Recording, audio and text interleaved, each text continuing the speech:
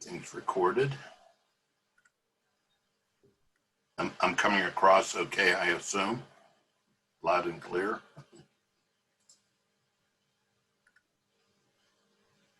Yep.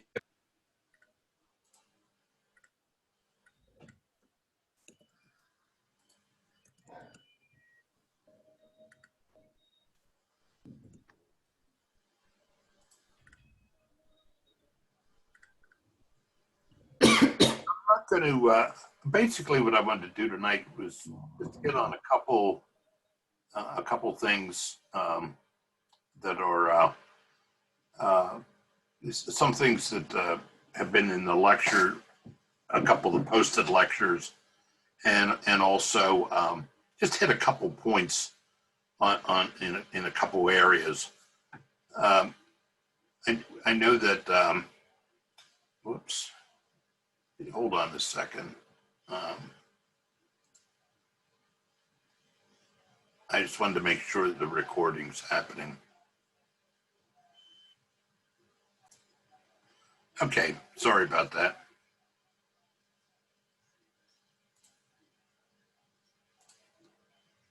So probably I just want to highlight a couple things.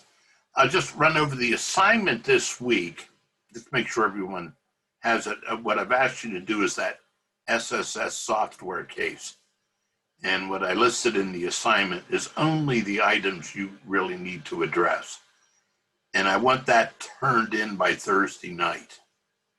And then on Friday, I'm going to give you expert opinion, some of my opinion on the answers. And then I want you to go back and review your decision making, decisions you made, and what you learned from that. Basically, we come at life with a couple sets of knowledge. One is what you're getting in this class, explicit knowledge, book learning, as we call it, or information that is generally accessible to you. And then a tacit knowledge.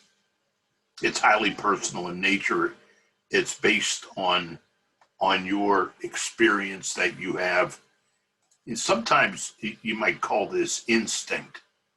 A lot of times it's job specific, people who've gained high levels of expertise, or, people who've done consulting for years have a lot of tacit knowledge.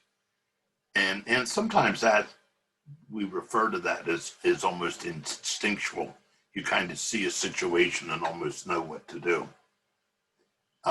And the kind of knowledge we have leads to some decision making.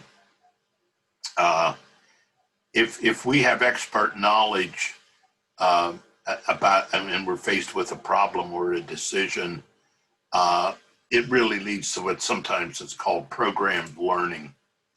A lot of our decision making is non-programmed, and what that means is we're not necessarily expertise, and we need to gain a lot more information. And that leads to thinking about the rational decision-making model. I'm not going to rehash what Jim talked about in the lectures. I think Jim Smither did an excellent job outlining various aspects of the rational decision-making model. I just want to highlight a couple points. One of the problems with the rational decision-making model, just something to keep in mind, is the concept of bounded rationality. And what it is bounded rationality is the idea that in decision-making, our rationality is limited by the information we have, even just the cognitive limitations of our minds. For example, we come at any decision making with tons of biases, and I'll talk about a couple of them tonight. And then the amount of time we have to make a decision. So all of these things kind of come into play. The rational decision making model, I think, is a great process to think about in decision making.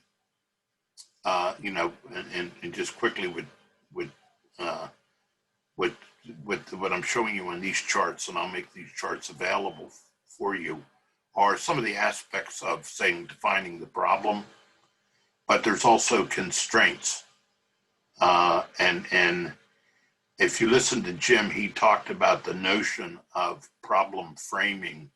I'm going to share with you, if you found that concept of problem framing compelling, I'm going to share a book with you which rates in my top 5 of the all-time management books I've read, and I'll share the concept with you, the book with you.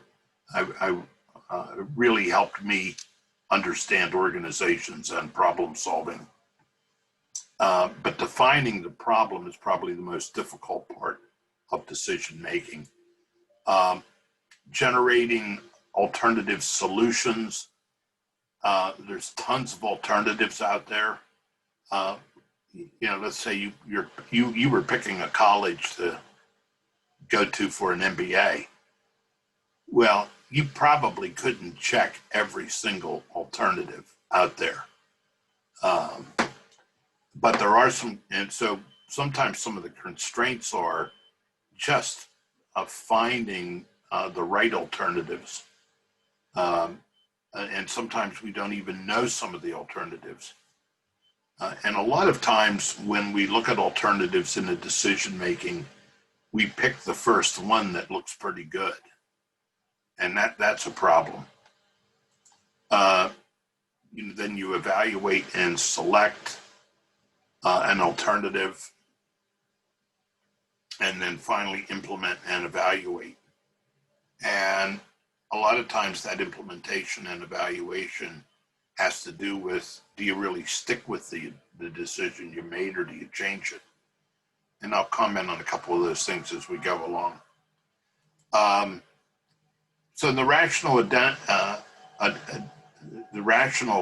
decision-making model, some of the things we do in the first step, we identify the problem through examination, but sometimes our tendency is to boil the problem down to something easily understood.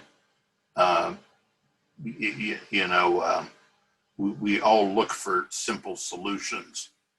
Another one is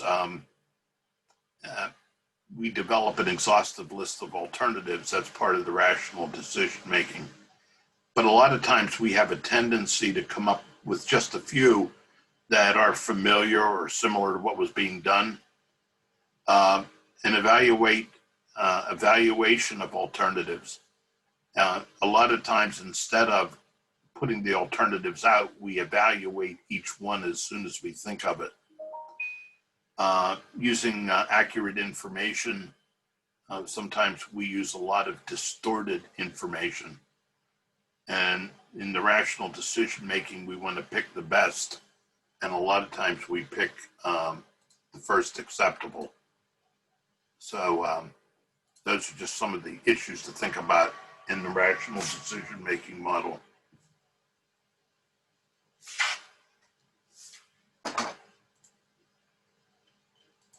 Whoops. Let me just stop there for a minute. And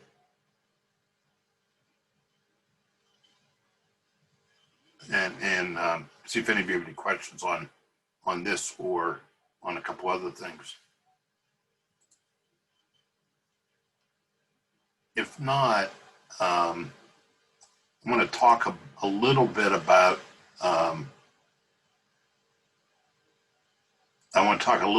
some decision-making biases that we run into, and maybe run some of them by you.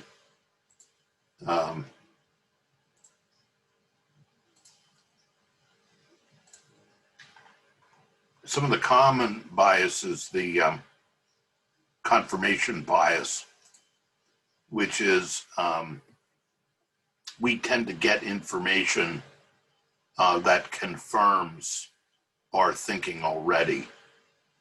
Or a lot of times we tend to ignore information.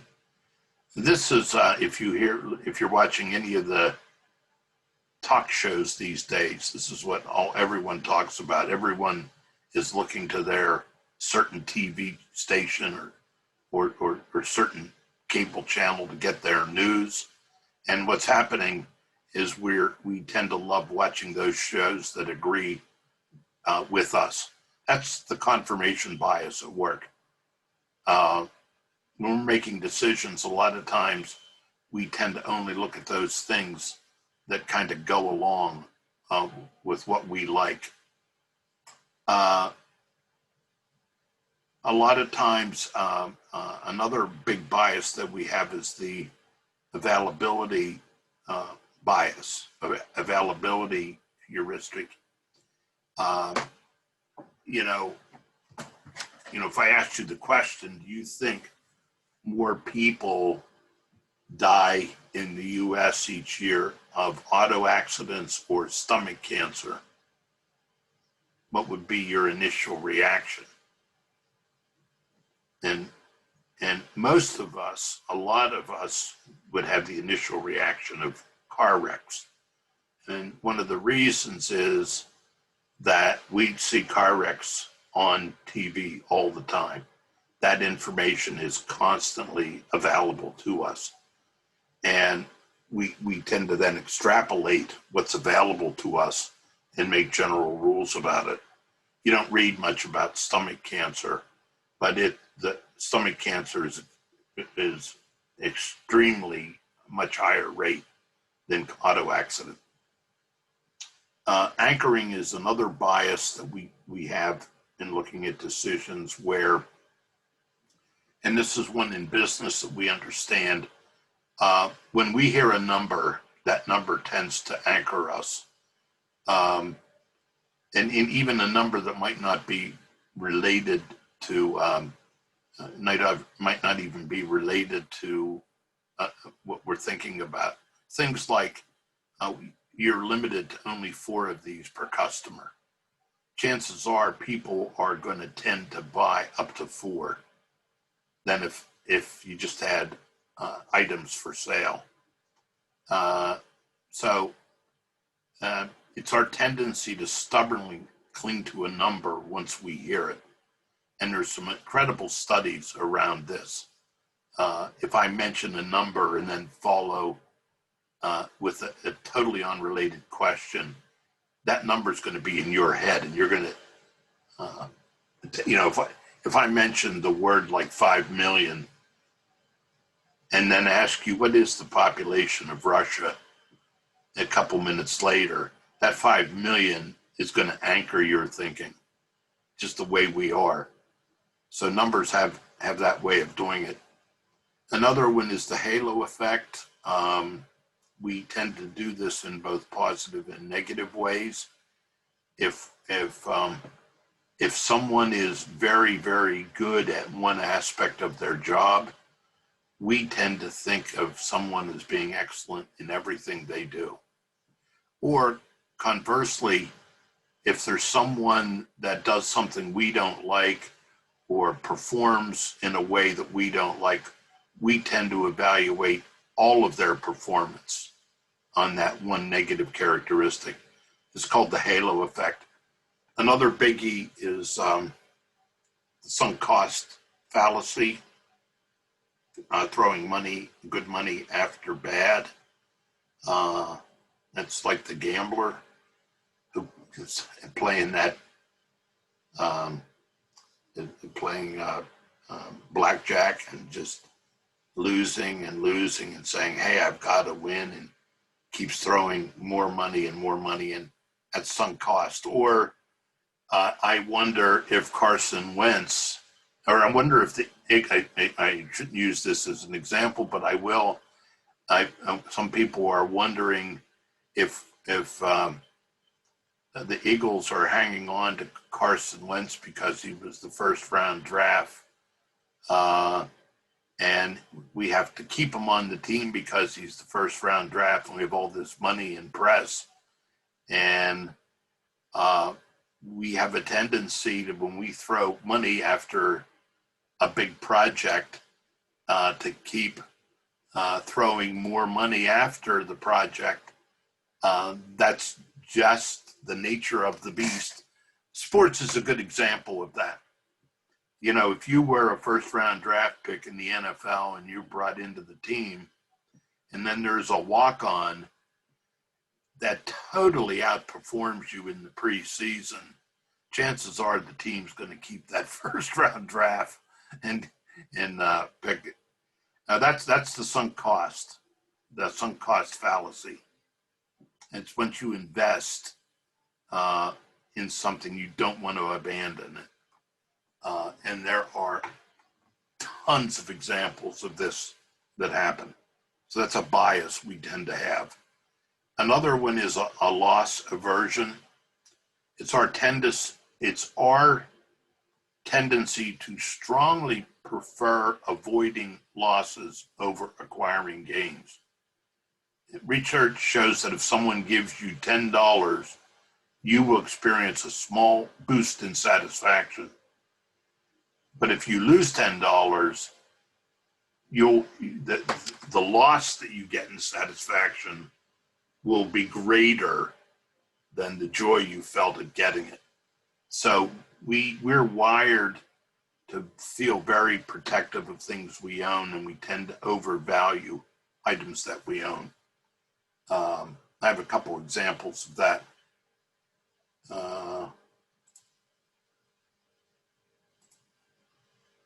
Are these showing up on the screen? Yes. Are you seeing on the screen PowerPoint? Yep. Right. I'm getting used to Zoom here. Here's just a picture of some of the things. Here's the confirmation bias. What the facts say, what confirms your belief. We tend to undervalue. We tend to value what confirms our beliefs. This one is that availability bias. What actually happens in the world is the big circle, and that little yellow dot is what's covered in the news. And that's what we tend to, that's information we tend to take in. And it's something we got to really watch out for, especially when we're into decision making. And so much of, we're going to be experiencing it in the next 6 weeks. So much of what we're going to be experiencing in all the ads and everything we're going to be hearing on this election is going to be confirmation bias and availability bias and management of images. So it's, I don't know whether I'm going to go crazy or not with all this. Let me run through some biases with you, and maybe you can make your choices in chat. So let me bring some up here. Some examples of biases, and I'll give you a chance to respond to them.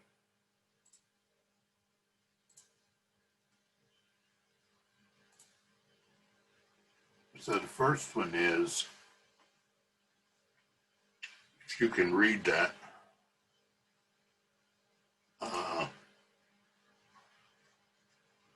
a certain town is served by 2 hospitals. In the larger hospital, about 45 babies are born each day.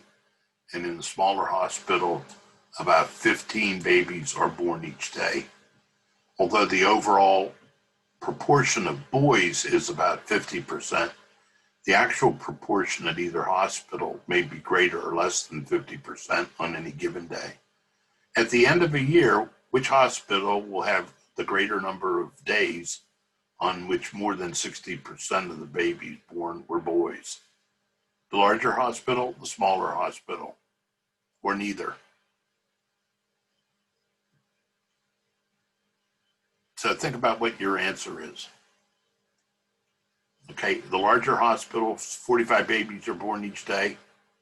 Smaller, 15 babies are born each day. At the end of the year, which hospital will have the greater number of days on which more than 60% of the babies born were boys? Any guesses? How many think A? You could raise your hand.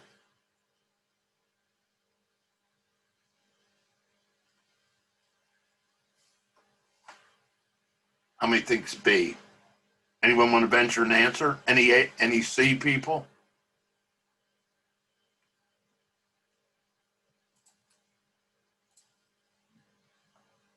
Okay, so I'm reading some of your think C, B, C. You can just throw in chat some of your answers. All right. B, C, C, B, B. All right. Well, the answer is because probabilities are not linked, you have to consider each hospital as a separate entity and each day as a separate occasion.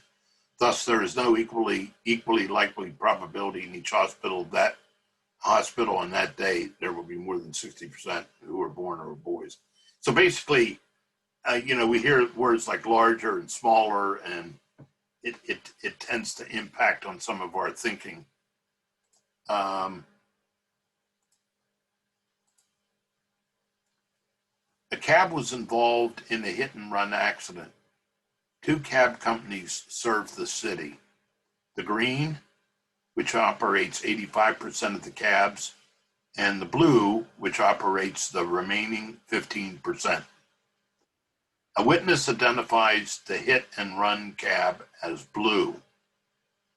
When the court tests the reliability of the witness under circumstances similar to those on the night of the accident, he correctly identifies the color of the cab 80% of the time and misidentifies it the other 20%. What's the probability that the cab involved in the accident was blue, as the witness stated? Why don't you throw in chat your probability?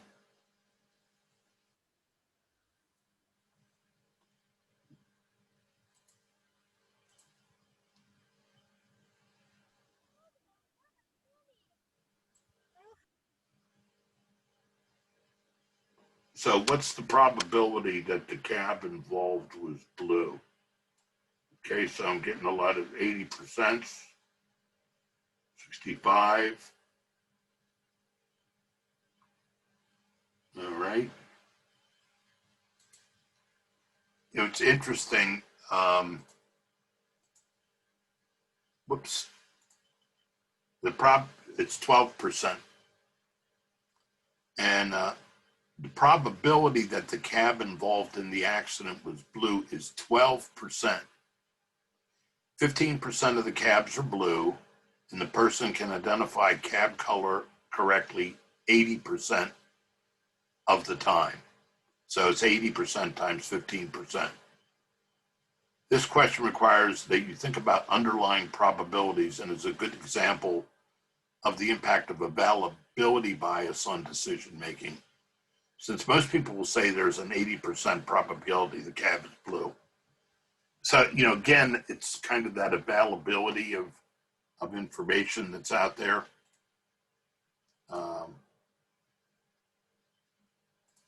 Oops.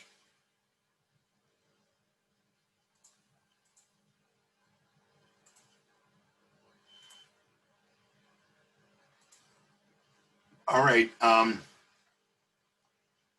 Imagine you face this pair of concurrent decisions. Choose the one you prefer. Would you pick A or B? A sure gain of $240 or a 25% chance of winning $1,000 and a 75% chance of winning nothing? All right, then in decision 2, so pick A or B. In decision 2, would you choose a sure loss of $750 or a 75% chance of losing $1,000 and a 25% chance of losing nothing? So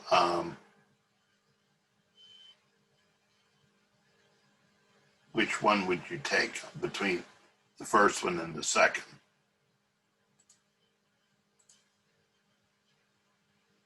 So I have some BA,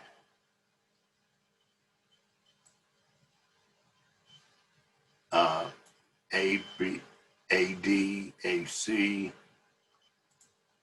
Okay.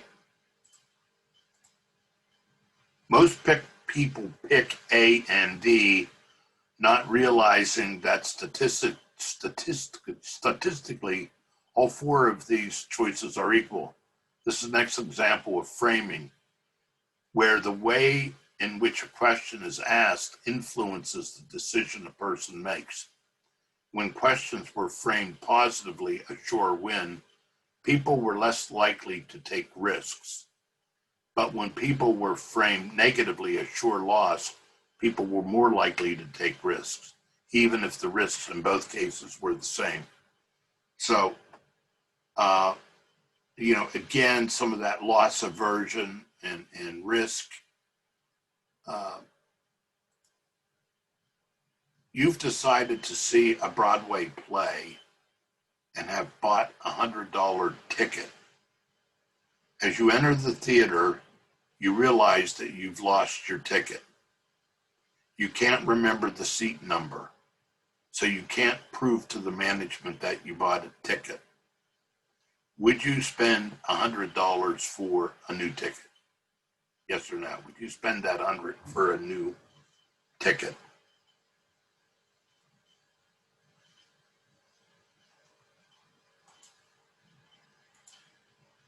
And a lot of no's. Only if I was trying to impress a date. Okay, good one.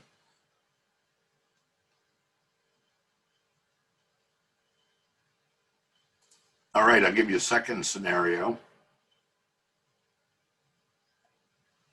You are on the way to the stadium to pick up your tickets for the concert, which cost $100. You discover that you lost $100 you intended to use to buy the tickets. Would you still buy the tickets? Assuming you have the means to do so. That's a yes or no. So in this one, you've lost $100. And most of you are coming up with yeses.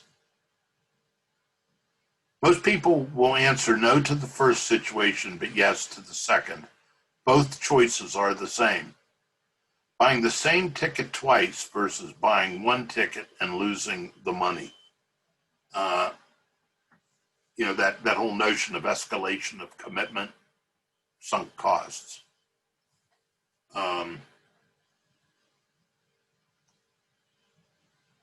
Think about it.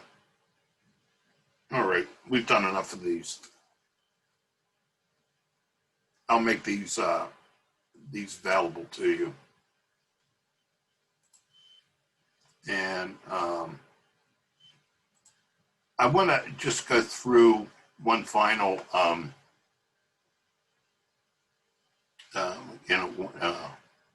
one final thought with you on decision making.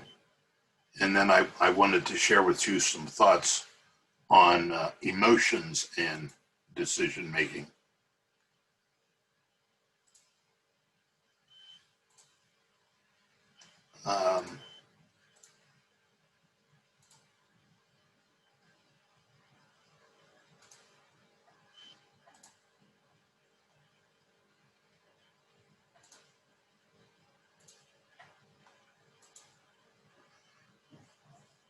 You're a manager making decisions.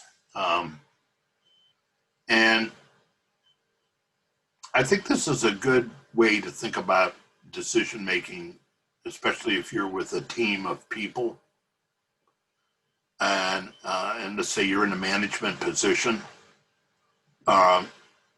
This is sometimes called the time-honored way for managers to make decisions. So a lot of times when you're, I'm not going to cover specifically team decision making or team functioning, but a lot of decisions you're going to be making are going to be in collaboration with other people. And let's say you're in the leadership position. you know, a lot of times you have to ask yourself the question, how should the decision be made?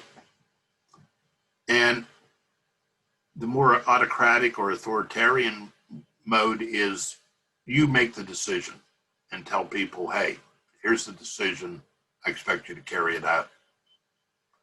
Another approach is more consultative, where you present the problem to people, you get input from them, but then you make the decision. So you tell everyone, hey, here's something I'm thinking of, get your opinions into me, and then I'll make a decision. Another one, which is a little more participative, is you actually become a problem solver with the people you're working with. You as the leader become part of the problem solving, where you actually get together with the group, work together in a team environment to come up with a decision that you're all going to agree with. That's a more facilitative. And then and then finally, the delegative style, which is at the other end of autocratic, is you as the leader gives responsibility for making the decision to the rest of the people. And you tell them, I'll abide by whatever decision you made. That's real, and that's sometimes called delegative. You're delegating the responsibility and the ability for them to make the decision, and you're going to go along with it. So I think sometimes it's good to think about these different styles. And there are 7 questions you should ask yourself. And depending on how you answer this would determine the style. How significant is the decision you're making? And then how important is that people are committed to the decision? Another one is, how much expertise do you have? Do you have more expertise than everyone else that works for you? Or maybe you don't. Maybe people on your team have more expertise than you. What does that do to decision making? What's the likelihood of commitment? Do you want, after the decision is made, people to be committed to it? How much do people on your team or the group you're working with share the objectives? The people working for you, how much expertise do they have? And then how good is everyone's teamwork skills? So these are some questions you need to answer yourself. There's a real great, in fact, I'll give this to you too. There's a great chart which you can see here. And depending on how you answer these questions about decision significance, importance of commitment, if we had time, I would show you a clip from the movie 13 Days. When John Kennedy made the decision in the Cuban Missile Crisis. Are you familiar with that whole story? And it's there's a great movie called 13 Days. And if you see up there on this chart, if you put that decision up on this chart and answer each of the questions, decision significance, certainly it's an H. Importance of commitment. Well, he's making the decision with his cabinet and other people. So probably does not need necessary commitment on the people. His leader, so we're in the probably the low category here. So high commitment, low. Leader expertise is low. Remember, we just had the Bay of Pigs. Shared objectives probably is low because the generals who were really coming at Kennedy did not share some of the objectives he had. They wanted to bomb the hell out of Cuba. He knew it would start a war with Russia. Employee expertise was low, and teamwork skills were probably not there. If you see the group of people around him, if you take that all over, it leads to the consultative approach, which he actually did. He asked everyone for opinion, and he sat and listened. He had tons of people. He consulted, got tons of input, but then made the final decision. So I like this model and structure for thinking about decision making. You might not take every decision you want to make through this, but it is a good model to think about, especially those 7 questions to ask. When I was graduating the MBA, which I think I told you my MBA is now obsolete, the big topic in this course was participative management. That was the buzzword, participative management, and we were only, and this is the late 70s, we were only really talking about some of the consultative and facilitative type of decision making, which has really ramped up in the years since then. So that's some thoughts I just wanted to share with you on some of that decision making. I kind of want to end with a little discussion on emotions and decision making. Let me bring and I'm going to share with you some books you might want to consider reading. So a lot of times emotions get involved when we're making decisions. And when this is from a book called No Hard Feelings. This is another one I would absolutely recommend you putting on your bookshelf and read it. It's one of the only books I've ever read that talks about dealing with emotions in the workplace. And it's called No Hard Feelings. And the authors have a whole chapter on decision making. And I like some of the suggestions because emotions are involved in decision making. And I think it's important to own up to them and deal with them. And what this is a checklist for decision making. And to make the point that surgeons and pilots and everyone use checklists, and this is what they call a manage your mind checklist. Write out your options. These are alternatives. A lot of times when we come up with alternatives on a decision, we make them binary, only 2 choices. And these authors recommend that you add a third, make sure you have a third alternative. Don't limit your decision to just yes or no. I think it's good advice. Another is list your feelings. List everything you're feeling. And they make the point of, well, let's look at this cartoon here. Before you make a decision, take your emotional temperature. If you're chill or desolate or frozen, proceed with caution. And if you're boiling, fired up, running hot, proceed with caution. It kind of in the middle there, if you're pleasant, maybe chill, pleasant, go for it. And they make the point of determining and separating emotions out that are related to your decision from emotions that aren't. So if you're upset by maybe a driver on your way to work, or if you're hungry or tired and you have to make a decision, it's important to separate out and identify those emotions that are linked with the decision you're making. Notice if your emotion is tied to a specific choice.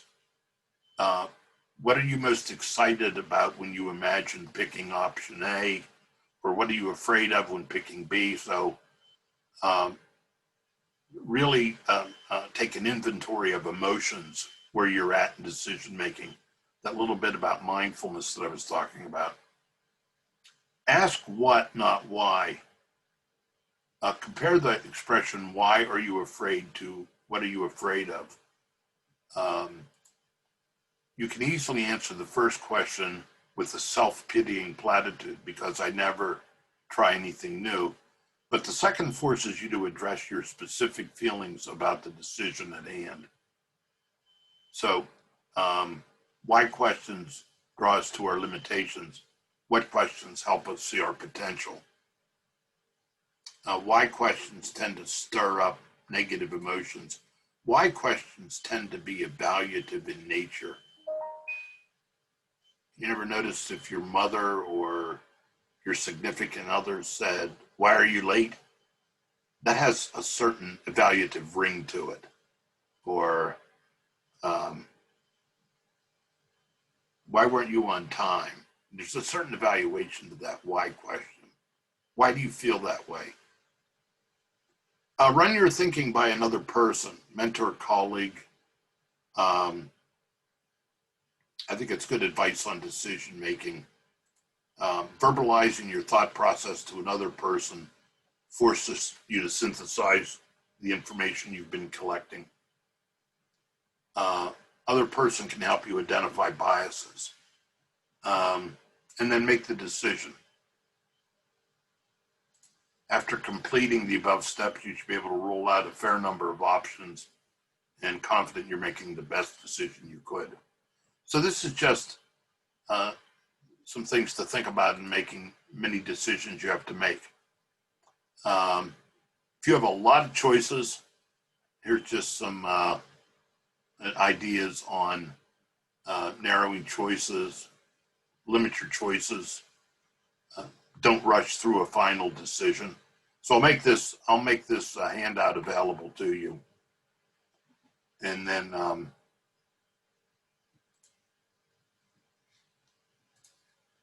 finally,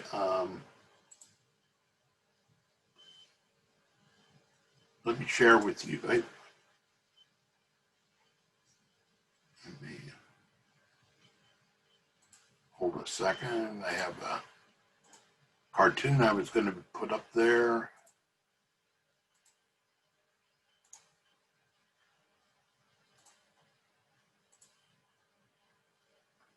Here's good decisions, decisions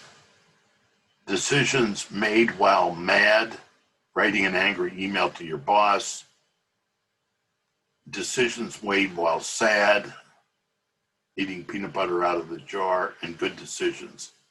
So kind of right in the middle, going for a run is probably the best decision to make in all instances.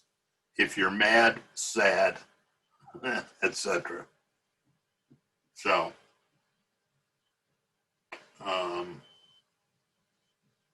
let me just share you one final thing.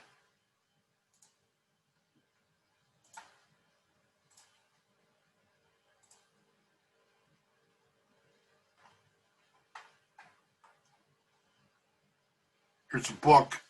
If you've listened to Jim Smithers' discussion on defining the problem, this, bar none, it came out 25 years ago. One of the single best books on management I've ever read.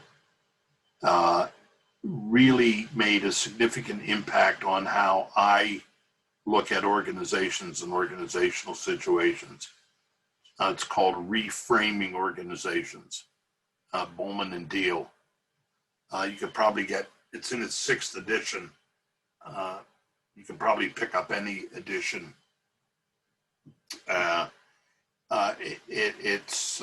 It's like a whole history of management thinking in this one book. I highly recommend it. Another one,